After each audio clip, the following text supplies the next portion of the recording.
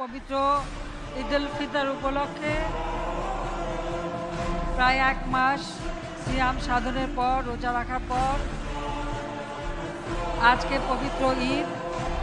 সবাইকে আমার আন্তরিক শুভেচ্ছা এবং আপনাদের সাথে সাথে সমগ্র বাংলাদেশে এবং প্রবাসে যারা আমাদের ভাই বোনেরা আছেন সবাইকে আমি ঈদের শুভেচ্ছা জানাচ্ছি। এই বাংলাদেশের মানুষের প্রতি আমার দায়িত্ব কর্তব্যবোধ, যেটা আমার বাবার কাছ থেকে শিখেছি, যে দুঃখী মানুষের মুখে হাসি ফুটানো, এদেশের মানুষের কল্যাণ করা, এদেশের মানুষের ভাগ্য পরিবর্তন করা।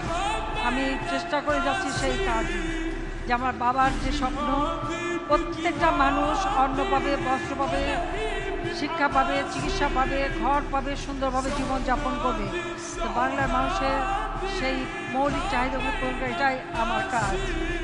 যেহেতু আমি বাবা মা ভাই সব হারিয়েছি, আমি মনে করি এই বাংলাদেশের মানুষই, তাদের মাঝে আমি খুঁজে পাই আমার হারানো বাবার স্নেহ, মায়ের স্নেহ, ভাইয়ের স্নেহ।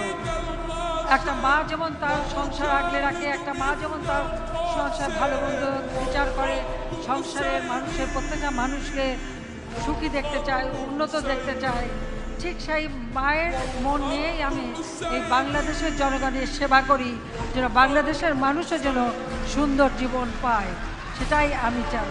যে